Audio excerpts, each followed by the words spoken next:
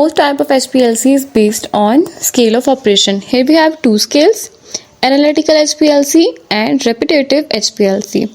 In analytical HPLC, where only analysis of the sample is done, recovery of the sample is not done. मतलब यहाँ पे सिर्फ analysis होगा sample का, लेकिन उसकी रिकवरी नहीं होगी.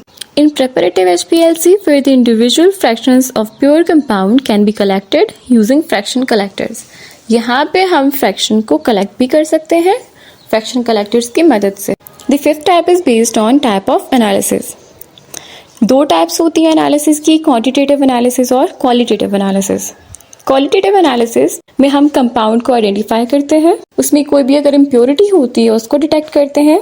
और in quantitative analysis it is used to determine the quantity of the individual or several components in the mixture.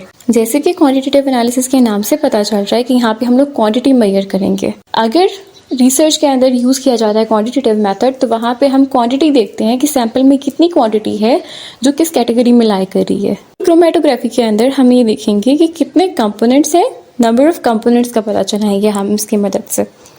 ये HPLC की ब्लॉक डायग्राम है and these are the instruments used in HPLC.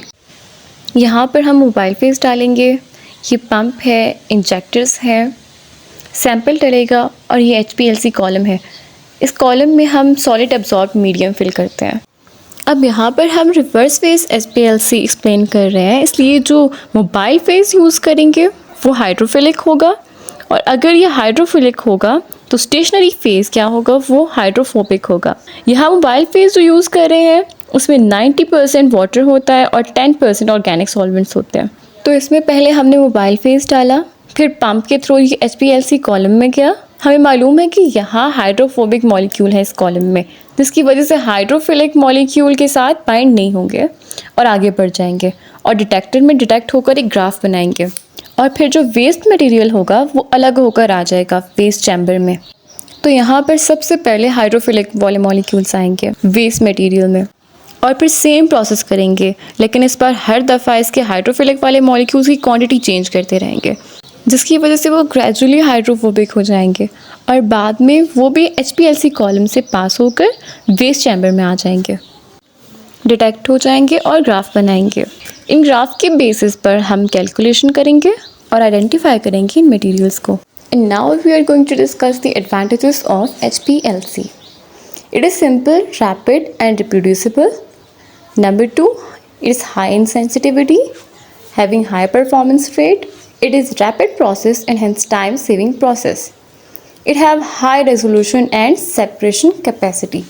It is used for analytical and preparative purpose. सबसे पहले कि ये बहुत ज़्यादा आसान है, बहुत जल्दी हो जाता है और रिप्रोड्यूसिबल है. सेंसिटिविटी रेट बहुत ज़्यादा हाई है, यानी कि बहुत छोटी से छोटी चेंजेस भी इसके अंदर डिटेक्ट हो जाती हैं. परफॉर्मेंस रेट बहुत ज़्यादा अच्छा है इसका, हाई परफॉर्मेंस रेट है. जैसे हमने इसका एक एडवांटेज पढ़ा कि ये रैपिड प्रोसेस है, बहुत जल्दी होने वाला प्रोसेस है, तो फिर यहाँ पे हमारी जो टाइम कंजम्पशन होगी बहुत ज़्यादा कम होगी और हमारी टाइम सेविंग ज़्यादा होगी. सेपरेशन कैपेसिटी बहुत ज़्यादा अच्छी है इसकी, बहुत अच्छे से ये चीज़ों को सेपरेट करता है, सब्सटेंसेस को, माइनर चेंजेस को भी डिटेक्ट करके उनको सेपरेट करता है. ये एनालिटिकल पर्पस के लिए भी यूज़ होता है और प्रिपरेटिव पर्पसेस के लिए भी, यानी एनालाइज करने के लिए जो पहले से हमारे पास सब्सटेंस अवेलेबल है उनको एनालाइज करने के लिए भी यूज़ होता है और नए सब्सटेंस को प्रिपेयर करने के लिए भी यूज़ होता है. It was all about my topic. Thanks for listening. If you have any queries to ask me.